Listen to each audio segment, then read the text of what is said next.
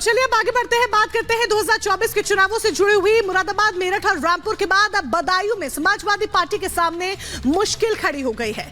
दरअसल शिवपाल यादव यहां से अपने बेटे आदित्य यादव को मैदान में उतारना चाहते हैं और इसके लिए प्रस्ताव भी अखिलेश यादव को उन्होंने भेज दिया है। आखिर क्या है ये पूरा मामला, किस वजह से ये घमासान अब देखने को मिल रहा है समाजवादी पार्टी के भीतर, इस रिपोर्ट के जरिए देखिए।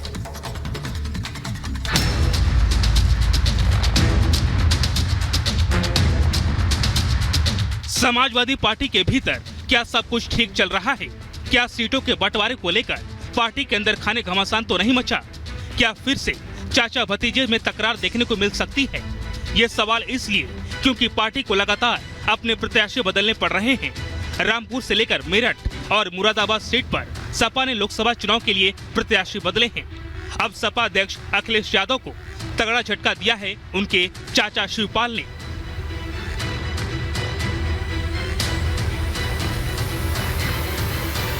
सपा के वरिष्ठ नेता शिवपाल ने संकेत दिया है कि वो बदायूं सीट से चुनाव नहीं लड़ना चाहते और अखिलेश को नए प्रत्याशी के लिए प्रस्ताव भेजा है और नया प्रत्याशी कोई और नहीं, उनका बेटा आदित्य यादव है। दरअसल अखिलेश यादव ने बदायूं लोकसभा सीट से धर्मेंद्र का टिकट काटकर चाचा शिवपाल यादव को प्रत्याशी बनाया है, लेकिन संभल के बबराला कस्बा में एक कार्यकर्ता सम्मेलन हुआ जिसमें शिवपाल यादव और धर्मेंद्र यादव भी मौजूद थे। इस दौरान शिवपाल यादव के बेटे आदित्य यादव को प्रत्याशी बनाने का प्रस्ताव पारित किया गया, जिससे सपा मुखिया अखिलेश यादव को भेजा गया है। यानी साफ है कि अखिलेश के चाचा अब चुनाव नहीं लड़ना चाहते और इसीलिए वो बदायूं का टिकट अपने बेटे आदित्य के लिए मांग कर रहे हैं। उन्हें उम्मीद है कि अखिलेश सम्मेलन में पास हुए प्रस्ताव को मान लेंगे और इसका ऐलान अब बस औपचारिकता भर रहा है। क्या आदित्य यादव चुनाव लड़ेंगे बताइए सर? देखिए, यहाँ सम्मेलन में तो प्रस्ताव पास कर ही दिया है, तो जब प्रस्ताव सम्मेलन ने पूरे कार्यकर्ताओं ने कर दिया है, अब ये प्रस्ताव जाएगा राष्ट्रीय नेतृत्व के पास, तो अब राष्ट्रीय नेतृत्व भी सहमति मिल जानी चाहिए। समाजवादी पार्टी में फिर से उम्मीदवारों की अदला बदली पर बीजेपी ने चुटकी ली। बीजेपी नेता राकेश त्रिपाठी ने तंज कसते हुए कहा, हाथ मलते रहेंगे सपाई और टिकट पाएंगे चाचा और भाई। हाथ मलते रहेंगे सपाई, टिकट पाएंगे चाचा और भाई, यही समाजवादी पार्टी की आज असलियत बची हुई है। समाजवादी पार्टी में पहले बदायूं में शिवपाल सिंह यादव को कैंडिडेट घोषित किया, अब शिवपाल सिंह यादव वहां बेटे के लिए टिकट चाह रहे हैं और समाजवादी पार्टी इस पर विचार कर रही है। सच यह है कि समाजवादी पार्टी परिवार के आगे सोच ही नहीं पाती है। सैफई कुनबे के हर 18 वर्ष से ज्यादा आयु के लड़के को किसी न किसी राजनीतिक पद से नवाज दिया जाता है और समाजवादी पार्टी का सामान्य कार्यकर्ता तो केवल नारे लगाने के लिए है, दरी बिछाने के लिए है, उसकी किस्मत में केवल यही लिखा है। अगर अखिलेश यादव पार्टी के प्रस्ताव को मान लेते हैं तो कोई नई बात नहीं होगी, क्योंकि इससे पहले भी समाजवादी पार्टी अपने उम्मीदवारों के नाम जारी कर उनको बदल चुकी है। लेकिन ये देखने वाली बात होगी नामों की अदला बदली का असर आने वाले चुनाव में कितना असर डालेगी। Bureau report, Republic Bharat. और उत्तर प्रदेश के बाद अब बात करते हैं बिहार की। और बिहार में परिवारवाद की राजनीति के ब्रांड एम्बेसडर लालू यादव की बेटी रोहिणी आचार्य ने रोड शो के साथ सारण में एंट्री मार दी है, लेकिन जैसे ही उनकी एंट्री होती है सियासी बयानबाजी भी शुरू हो गई है। बीजेपी आरोपों की एक बड़ी फहरिस्त लेकर रोहिणी को घेरने में जुट गई है। रिपोर्ट देखिए।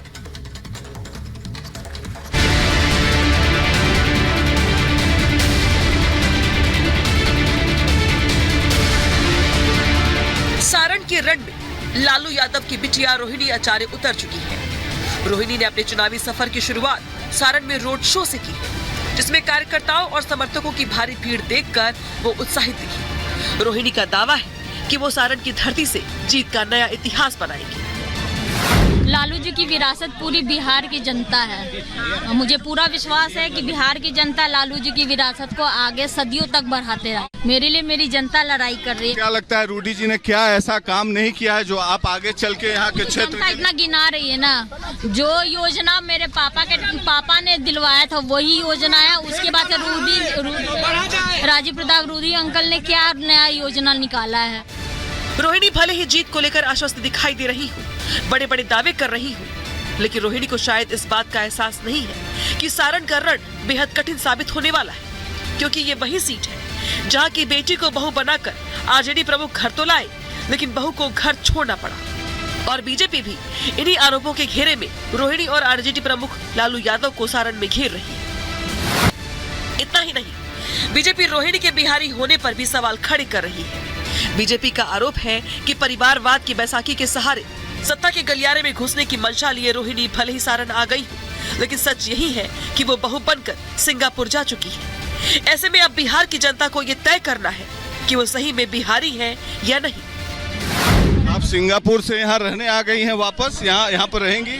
हाँ, तो सिंगापुर में जहाँ पति काम करेगा वही ना पत्नी रहती है। पति मेरे वहाँ काम करते थे, मैं एक किसी की बीवी हूँ, किसी की माँ हूँ, हाँ किसी की बहू हूँ, तो मेरी जिम्मेदारियाँ थी। बिहार की बेटी का सम्मान नहीं, और जो बेटी दूसरे जगह बहू बन गई, सिंगापुर चली गई, वो सिंगापुर से बिहार में उम्मीदवार बनने जा रहे हैं, तो बिहार की जनता तय करेगी कि जो सही में बिहारी है और बिहार के प्रति सजग है, बिहार के प्रति समर्पित है, उसके साथ चले, या बिहारी सिंगापुर में जाकर के सिंगापुर की सेवा करे।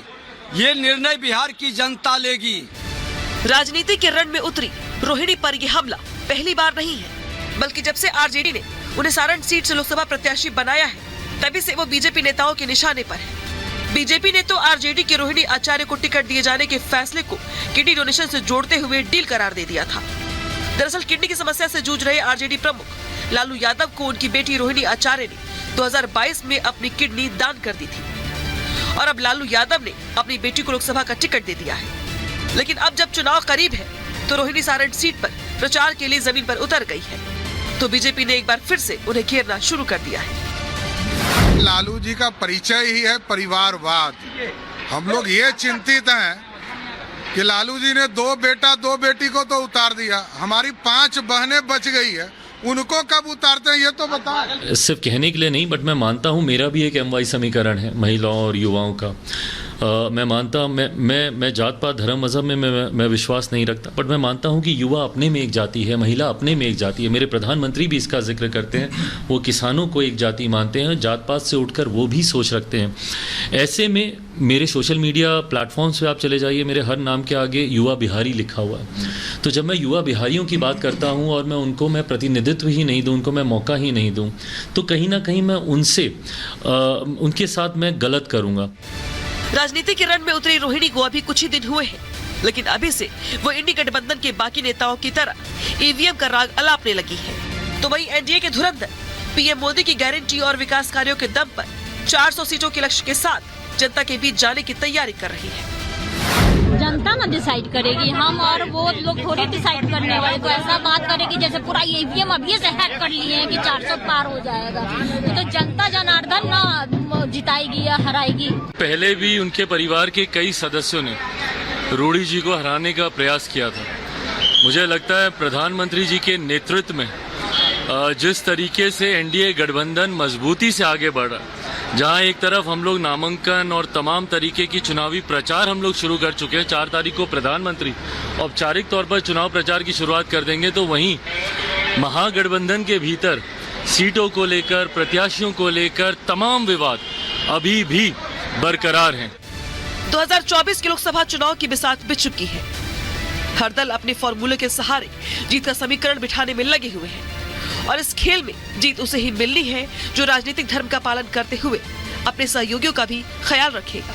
जाहिर तौर पर जिसमें आरजेडी जैसे सहयोगियों के चलते इंडी गठबंधन फिलहाल पिछड़ता हुआ दिखाई दे रहा है। Bureau report, Republic Bharat. प्रधानमंत्री नरेंद्र मोदी आज नमो ऐप के जरिए नमो रैली को संबोधित करेंगे, और प्रधानमंत्री नरेंद्र मोदी जब संबोधित करेंगे तो उनका फोकस होगा